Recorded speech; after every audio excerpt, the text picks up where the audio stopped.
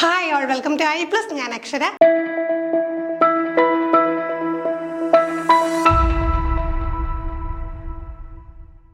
Examination പൊതുവെ ചോദിക്കാറുള്ള സൈക്കോളജിയിലെ important ഏരിയാസിൽ നിന്നുള്ള questions നമ്മൾ ഡിസ്കസ് ചെയ്ത് വരികയായിരുന്നു. ആ സെക്ഷനിലെ മറ്റൊരു വീഡിയോയിലേക്ക് എല്ലാവർക്കും സ്വാഗതം. അപ്പോൾ എന്ത് ചെയ്യാം, കൃത്യമായിട്ട് നിങ്ങൾക്ക് എത്ര ചോദ്യങ്ങളുടെ ഉത്തരം കണ്ടെത്താൻ സാധിക്കുന്നു, അതോടൊപ്പം തന്നെ എന്താണ് ചെറിയ ചെറിയ ക്വസ്റ്റ്യൻസ് ഈ ഒരു ചോദ്യങ്ങളുമായിട്ട് ബന്ധപ്പെട്ട് ചോദിക്കാറുണ്ട്. അപ്പോൾ വീഡിയോ കണ്ടു പോകുന്നതിൻ്റെ കൂടെ എന്ത് ചെയ്യാം, അതിൻ്റെ ഉത്തരങ്ങൾ നിങ്ങൾക്ക് അറിയാമെങ്കിൽ ജസ്റ്റ് ഒന്ന് കമൻറ്റ് ചെയ്യാം. നമ്മളൊന്ന് കമൻറ്റ് ചെയ്യുമ്പോഴത്തേക്ക് എന്താണ് അത്രയും കൂടെ നമ്മുടെ സ്കീമിലേക്ക് ആ ഒരു കൺസെപ്റ്റ് പതിയുകയാണ് ചെയ്യുന്നത്. അപ്പോൾ നമുക്ക് ആദ്യത്തെ ചോദ്യത്തിലേക്ക് കടക്കാം. During classroom discussion, teacher often pays more attention to boys than girls. This is an example of. അപ്പോൾ നമ്മൾ gender identity, gender discrimination, gender stereotyping, gender bias ഒക്കെ ആയിട്ട് ബന്ധപ്പെട്ട് കുറേ ചോദ്യങ്ങൾ കണ്ടല്ലേ. അപ്പം നമുക്ക് എന്ത് മനസ്സിലാക്കാം, ഈ ഒരു കൺസെപ്റ്റ് പൊതുവെ ഇപ്പോഴത്തെയുള്ള ക്വാളിഫയിങ് എക്സാമിനേഷൻസിനാണെങ്കിലും കോമ്പറ്റേറ്റീവ് എക്സാംസിനാണെങ്കിലും റിപ്പീറ്റ് ചെയ്ത് ചോദിക്കുന്ന ഒരു മേഖലയാണെന്ന് നമുക്ക് മനസ്സിലായി. അപ്പോൾ ആ കൺസെപ്റ്റ് അതുമായിട്ട് ബന്ധപ്പെട്ട സബ് കൺസെപ്റ്റ്സ് ഒക്കെ കൃത്യമായിട്ട് പഠിച്ച് വെക്കുക. അപ്പോൾ ചോദ്യം ഇത്രയേ ഉള്ളൂ. ടീച്ചർ എന്ത് ചെയ്യുന്നു, ബോയ്സിന് കൂടുതലുള്ള അറ്റൻഷൻ കൊടുക്കുന്നു, കൂടുതലായിട്ടുള്ള ശ്രദ്ധ കൊടുക്കുന്നു ദാൻ ഗേൾസ്. അപ്പോൾ ഇവിടെ എന്തിൻ്റെ എക്സാമ്പിളാണ് എന്നാണ് ചോദ്യം.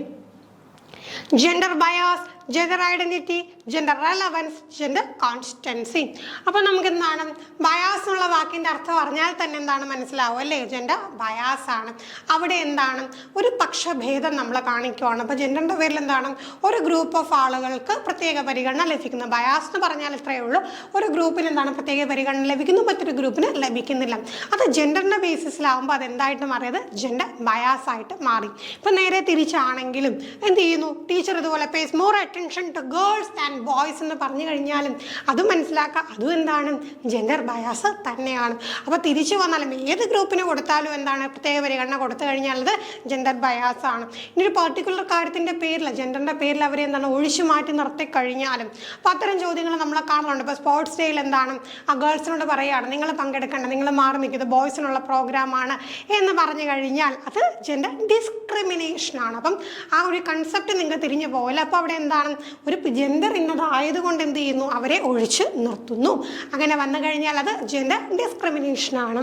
ജെൻഡർ ഐഡൻറ്റിറ്റി എന്ന് പറയുമ്പോൾ ഒരു വ്യക്തിയുടെ ജെൻഡറിൻ്റെ ഐഡൻറ്റിറ്റിയെക്കുറിച്ചാണ് ഉദ്ദേശിക്കുന്നത്. ജെൻഡർ റെലവൻസ് എന്ന് പറയുമ്പോൾ എന്താണ് ജെൻഡറിൻ്റെ ഒരു റെലവൻസ് പ്രാധാന്യത്തെക്കുറിച്ചും, ജെൻഡർ കോൺസ്റ്റൻസി എന്ന് പറഞ്ഞാൽ ജെൻഡറിൻ്റെ ഒരു കോൺസ്റ്റൻ്റ് ആയിട്ടുള്ള ഒരു കൺസെപ്റ്റ് അതിൽ നിന്ന് മാറാതെ അവിടെ തന്നെ ഉറച്ച് നിൽക്കാനുള്ളതാണ്.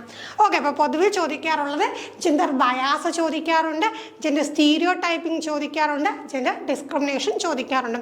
ജെൻഡർ സ്റ്റീരിയോ ടൈപ്പിംഗ് ഓൾറെഡി നമ്മൾ പഠിച്ചതാണെന്ത്, ഒരു പർട്ടിക്കുലർ ജെൻഡറിനെ കുറിച്ച് അവരെങ്ങനെ പെരുമാറണം, എങ്ങനെ പെരുമാറാൻ പാടില്ല എന്ന് സമൂഹം കൽപ്പിച്ച് വെച്ചേക്കുന്ന കുറേ മാനദണ്ഡങ്ങളും കുറേ സംഗതികളൊക്കെ ഉണ്ട്. അപ്പോൾ അതൊക്കെ എന്താണ്, അത് മാറ്റേണ്ട കാര്യങ്ങളാണ്. ജെൻഡർ സ്റ്റീരിയോ ടൈപ്സ് ആണ് നമ്മൾ പഠിച്ചു. അടുത്ത ചോദ്യം, which of the following is a stage of moral development proposed by Lawrence Kohlberg. അപ്പോൾ നമുക്ക് നോക്കാം, നമ്മുടെ തിയറിസ്റ്റുകളുമായിട്ട് ബന്ധപ്പെട്ട് നമ്മൾ പഠിച്ചപ്പം പലപ്പോഴും സ്റ്റേജുകൾ പഠിച്ചു.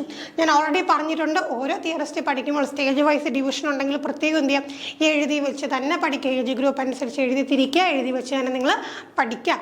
അപ്പോൾ അവിടെ എന്ത് ചെയ്യണം, നമുക്ക് ഈ സ്റ്റേജസ് പെട്ടെന്ന് കണ്ടു കഴിഞ്ഞാൽ ഏത് വ്യക്തിയുമായി ബന്ധപ്പെട്ടാണെന്ന് അറിയാൻ കഴിയണം. സ്റ്റേജുകൾ വരുന്ന ഒരു ക്രോണോളജിക്കൽ ഓർഡർ കണ്ടാൽ ഐഡൻറ്റിഫൈ ചെയ്യാൻ കഴിയണം. ഓരോ സ്റ്റേജിൻ്റെയും പ്രത്യേകതകൾ അറിയാൻ കഴിയണം. ഇത് സ്ഥിരമായിട്ട് റിപ്പീറ്റ് ചെയ്യുന്നതാണ്. ഈ തിയറിസ്റ്റുകളും അവരുടെ സ്റ്റേജസ് ഒഴിവാക്കിയിട്ടുള്ള ഒരു ചോദ്യപേപ്പർ നമുക്ക് കാണാൻ തന്നെ സാധിക്കില്ല. അത്ര ഇമ്പോർട്ടൻ്റ് ആയിട്ടുള്ളൊരു സംഗതിയാണ്. അപ്പോൾ ഇവിടെ വളരെ റിലേറ്റീവ്ലി എളുപ്പമായിട്ടുള്ളൊരു ചോദ്യം തന്നെയാണ്. ലോറൻസ് കോൾബർഗിൻ്റെ അഭിപ്രായ പ്രകാരം, അദ്ദേഹത്തിൻ്റെ മോറൽ ഡെവലപ്മെൻറ്റ് തിയറി പ്രകാരം അല്ല സ്റ്റേജായിട്ട് വരുന്ന ഈ കൂട്ടത്തിൽ ഏതാണ്?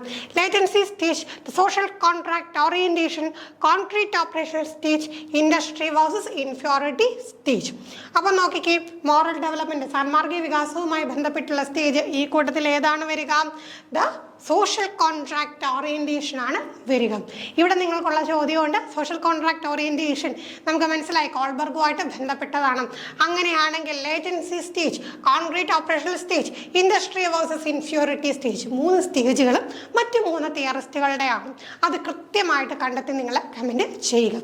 അപ്പോൾ നിങ്ങൾ പഠിച്ചിട്ടുള്ളതാണെങ്കിൽ ജസ്റ്റ് ഒന്ന് കമൻറ്റ് ചെയ്യുമ്പോൾ അത് പിന്നെയും ഒന്നും നമ്മുടെ ഓർമ്മയിലെത്തത്തില്ലേ. അപ്പോൾ കമൻറ്റ് ചെയ്യാൻ മറക്കരുത്. ഇപ്പോൾ തന്നെ വീഡിയോ എന്ത് ചെയ്യാം, വേണമെങ്കിൽ ഒന്ന് പോസ് ചെയ്തിട്ട് നിങ്ങൾ കൃത്യമായിട്ട് എന്ത് ചെയ്യാം, ഈ 3 സ്റ്റേജും ഏത് തിയറിസ്റ്റിൻ്റെ ആണെന്ന് കമൻറ്റ് ചെയ്തിട്ട് ബാക്കി ക്വസ്റ്റ്യൻസിലോട്ട് പോവാം. അടുത്ത ചോദ്യം, In the course of development, children achieve gross motor skills before fine motor skills. This indicates that development is. അപ്പോൾ നോക്കിക്കേ, ഇവിടെ നമുക്ക് കാണാൻ കഴിയുന്നത് നമുക്ക് ഡെവലപ്മെൻറ്റുമായിട്ട് ബന്ധപ്പെട്ട ഒരു ചോദ്യമാണ്. ഗ്രോത്ത് ആൻഡ് ഡെവലപ്മെൻറ്റുമായി ബന്ധപ്പെട്ട് കുറേ ചോദ്യങ്ങൾ നമുക്ക് കാണാൻ കഴിയും. അതോടൊപ്പം തന്നെ എന്താണ് ഹെറിഡിറ്റി ആൻഡ് എൻവിയോൺമെൻറ്റും സ്ഥിരം ചോദ്യം ചോദിക്കുന്ന 4 മേഖലകളാണ്. ഇവിടെ നോക്കിക്കും, നമുക്ക് gross motor skills before fine motor skills. അതായത് എന്താണ്, നമുക്ക് ഈ കുട്ടികളുടെ കാര്യം നോക്കിക്കഴിഞ്ഞാൽ ആദ്യം അവരെങ്ങനെയായിരിക്കും, അവരുടെ മോട്ടോർ സ്കിൽസ് എന്ന് പറയുമ്പോൾ മൊത്തത്തിലായിരിക്കും അവർ ബോഡി മൂവ് ചെയ്യുന്നത്. ഇത്ര ആലോചിച്ചാൽ മതി. ഒരു ചെറിയ കുട്ടി ഇപ്പോൾ എന്താണ് എന്തെങ്കിലും വേണമെന്നുണ്ടെങ്കിൽ കൈയും കാലും എല്ലാം ഇട്ട് അടിച്ച് വാവിട്ട് ബഹളം വെച്ച് ഭയങ്കരമായിട്ട് എന്ത് ചെയ്യും, ബോഡി മൂവ്മെൻറ്റ്സോട് കൂടിയായിരിക്കും ആ കാര്യം ആവശ്യപ്പെടുക. ഒരു കുറച്ച് മുതിർന്ന് കഴിയുമ്പോഴത്തേക്ക് എന്ത് ചെയ്യും, അതിൻ്റെ ആ ഒരു മൊത്തത്തിലുള്ള ബോഡി മൂവ് ചെയ്യുന്നത് എന്ത് ചെയ്യും, അത് കുറയും. പകരം എങ്ങനെയാണ് സ്പെസിഫിക് ആയിട്ട് മാറും അല്ലേ. അപ്പോൾ എന്താണ് നമ്മളത് ശ്രദ്ധിച്ചാൽ മതി. ചെറിയ കുട്ടികളെ ശ്രദ്ധിച്ചു നോക്കിയാൽ അവരുടെ ദേഹം മൊത്തം ഇളക്കിയായിരിക്കും അവരെന്താണ് അവർക്ക് അവരുടെ ആവശ്യങ്ങൾ പറയുന്ന സമയത്തൊക്കെ അവരങ്ങനെ ബിഹേവ് ചെയ്യും. പതിയെ പതിയെ എന്ത് ചെയ്യും, അത് ഈ ഗ്രോസ് മോട്ടോർ സ്കിൽസിൽ നിന്ന് എങ്ങോട്ട് മാറും, അത് ഫൈൻ മോട്ടോർ സ്കിൽസിലോട്ട് മാറും. അപ്പോൾ ഇത് ഡെവലപ്മെൻറ്റ് എങ്ങനെയാണ് എന്നുള്ളതാണ് ചോദ്യം. അനാർക്കിക്, സെഫാലോകോഡൽ, ലീനിയർ, പ്രോക്സിമോ, ഡിസ്റ്റൽ.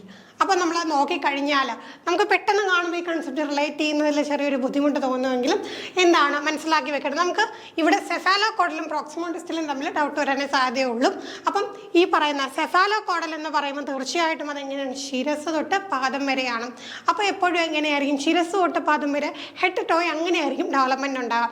പ്രോക്സിമോ ഡിസ്റ്റൽ എന്ന് പറയുമ്പോൾ ശരീരത്തിൻ്റെ മധ്യഭാഗത്ത് നിന്ന് വശങ്ങളിലേക്ക്. അപ്പോൾ ഈ വശങ്ങളിലേക്ക് എത്തുമ്പോഴാണ് എന്ത് ഈ പറയുന്ന ഫൈൻ മോട്ടോർ സ്കിൽസ് വരിക. അപ്പോൾ ആദ്യം മധ്യഭാഗം എന്ന് പറയുമ്പോൾ എന്താണ് ബോഡി വോളായിട്ട് അവർ മൂവ് ചെയ്യും. പതിയെ പതിയെ എന്താണ് ഈ ഫൈൻ മോട്ടോർ സ്കിൽസ് ഡെവലപ്പായി വരുമ്പോൾ എന്ത് ചെയ്യും, ആ പറയുന്ന രീതിയിൽ എന്താണ് ഈ വശങ്ങളിലേക്കായിരിക്കും ഗ്രോത്ത് സംഭവിക്കുക. അപ്പോൾ ആ ഒരു കൺസെപ്റ്റാണ് രണ്ടും കൂടെ കണക്ട് ചെയ്ത് വായിക്കുമ്പോഴത്തേക്ക് നിങ്ങൾക്ക് ആ ഒരു എന്താണ് അവിടുത്തെ കണക്ഷൻ എന്ന് ഇപ്പം മനസ്സിലായി കാണുമല്ലോ. ഓക്കെ, അടുത്ത ചോദ്യം. After getting out in the game due to the rope getting stuck in her leg while jumping, Aru says that the rope deliberately got her out. At what stage of Jean Piaget's theory of cognitive development do children reason like this? അപ്പം നോക്കിക്കും, ഇവിടെ നമുക്ക് പിയാഷയുടെ സ്റ്റേജാണ്. നമുക്കറിയാം സ്റ്റേജുകളുടെ പ്രത്യേകതകളുമായി ബന്ധപ്പെട്ട ചോദ്യങ്ങൾ direct ചോദിക്കാറുണ്ട്. ഇതേപോലെ എന്താണ് ഒരു പെർട്ടിക്കുലർ കേസൊക്കെ തന്നിട്ട് ചോദിക്കാറുണ്ട്.